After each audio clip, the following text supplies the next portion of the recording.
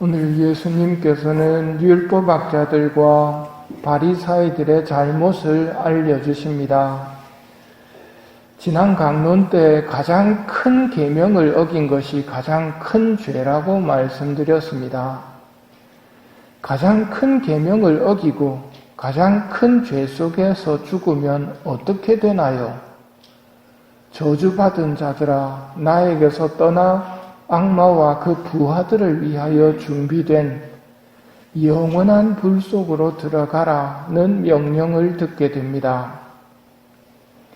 가장 큰 죄를 다르게 설명하면 너희가 지식의 열쇠를 치워버리고서 너희 자신들도 들어가지 않고 또 들어가려는 이들도 막아버렸기 때문이다가 됩니다. 지식의 열쇠를 치워버리고서 루카가 말하는 지식은 하느님 나라에 들어가는 길입니다.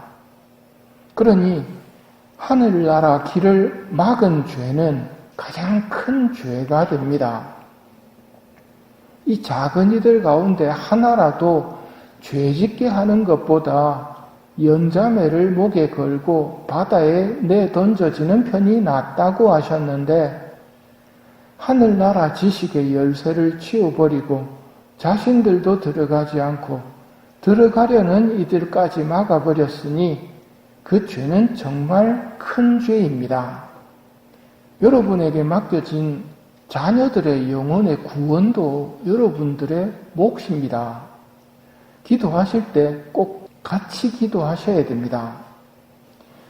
하느님 나라를 희망하면서 잘못 생각하면 안 되는 것이 있는데 하느님과 천국 중에서 하나를 고른다면 뭘 고르시겠습니까? 만일 천국을 원하신다면 하느님도 모르고 천국도 모르는 겁니다. 천국을 자기 수준에서 생각하면 안 됩니다. 세상 사람들의 생각처럼 천국은 이 세상의 부귀 영화가 다 모여있는 곳이 아닙니다.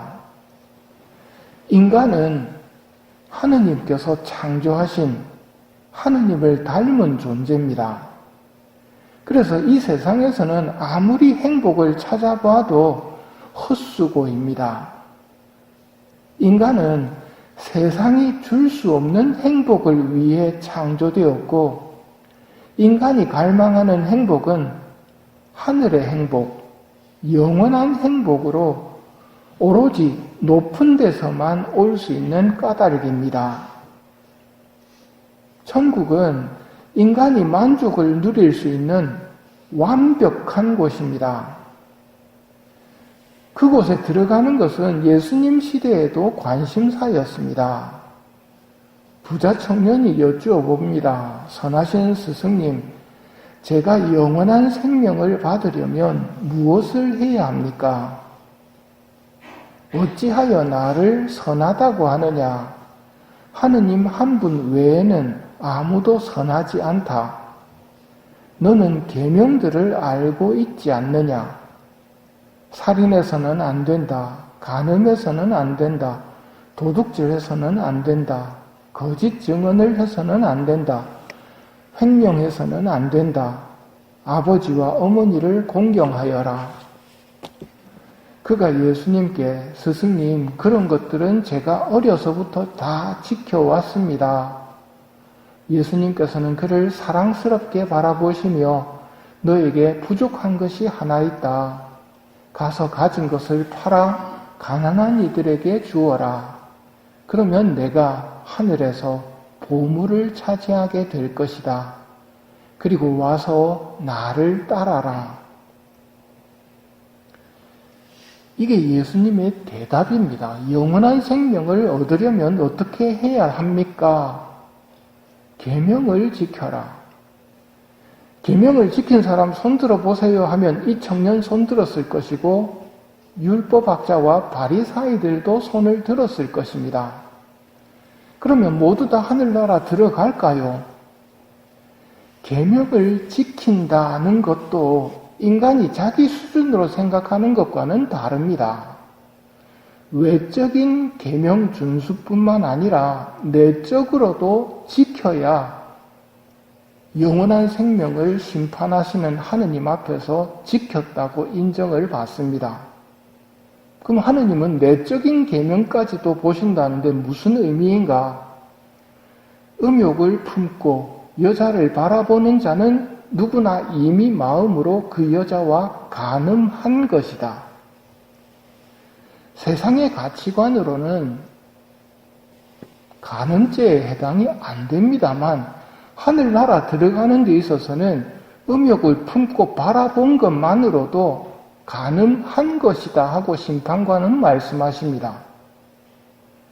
하늘나라 앞에서 나는 간음죄를 안 지었는데요 하는 말은 소용이 없습니다. 마음속까지 꿰뚫어 보시는 하느님 앞에서는 내 마음속 사정까지 다 드러나기 때문입니다. 계명을 지키라는 말씀은 내적인 계명 준수까지도 포함이 됩니다. 자신이 없어지지요. 그러면 우리는 어떻게 하늘나라 들어갈 수 있을까? 예수님의 대답에 답이 있습니다. 오늘 예수님이 뭐라고 대답하셨는지 잘 들어보십시오. 하느님 한 분 외에는 아무도 선하지 않다. 영원한 생명에 들어가는 방법을 물었는데 제일 먼저 대답하신 것이 하느님 한 분 외에는 아무도 선하지 않다. 즉 하느님의 선하심으로 하늘나라에 들어갈 수 있다는 말입니다. 하느님 마음에 드는 사람이 되면 가능합니다. 그러면 하느님이 누구를 좋아하시는가? 솔직하고 정직하게 하느님께 말씀드리는 사람이 되는 것입니다. 그와 나에 나오는 예수님의 말씀입니다. 그와 나는 추천도서로 사무실에서 팔고 있습니다. 나는 네가 이렇게 마음을 낮추고 내 사랑을 위해 잘해보려고 할 때 너를 도우러 온다. 도와주셔야 됩니다. 근데 언제 도와주시느냐면 자신을 낮추고 하느님에 대한 사랑으로 잘해보려고 시도를 할 때 도와주러 오신다고 말씀하십니다. 너의 눈이 자신의 무가치함에 열려 마침내 자아를 버리고 비워졌을 때 성령께서 너를 채우신다. 자기를 비웠을 때 성령께서 채워주신다고 하십니다. 자신을 비운다는 게 무슨 말이냐면 내가 얼마나 무가치한 존재인가를 깨닫는 겁니다. 사실 우리는 아무것도 아니거든요. 그런데 생각하는 거 보면 거의 하느님하고 동급으로 생각합니다. 내가 판단하고 내가 옳고 그르고를 따지려고 하고 주제 파악을 좀 하면 좋습니다. 100년 전에 내가 어디 있었는가? 100년 후에 내가 어디 있을 것인가? 100년 전에 나는 존재하지 않았고 100년 후에 아마 흙으로 돌아갔을 겁니다. 내가 뭔가? 하느님이 나를 창조하시지 않으셨더라면 존재하지 않았을 내가 아무것도 아닌 내가 하느님처럼 하느님을 평가하고 하느님의 계획에 대해서 이렇게 저렇게 조언까지 하려고 하는 교만한 모습이라면 성령께서 나를 채워줄 수가 없는 겁니다. 평소에 너의 무능함을 보아라. 너의 우유부단함을 인정하여라. 네가 노력하기 싫어하는 것을 보아라. 모자라는 부분을 나에게 보여다오. 여러분의 무능함을 보십니까? 우유부단함을 인정하십니까? 노력하기조차도 싫어하는 자신의 모습을 보십니까? 볼지는 몰라도 절대 남들한테는 안 보이려고 합니다. 그랬다가는 나를 무시할 것 같으니까. 자신의 무가치함을 진짜로 인정하는 사람은 솔직합니다. 하느님 앞에서 솔직해야 됩니다. 내가 노력하기조차도 싫어하는 존재라는 것, 너의 모자람을 나에게 보여다오. 특히 가장 실망스러운 것, 예컨대 나쁜 습관을 고치는데 부족한 인내심을, 그것이 얼마나 너를 걱정스럽게 하는지 나에게 말하여라.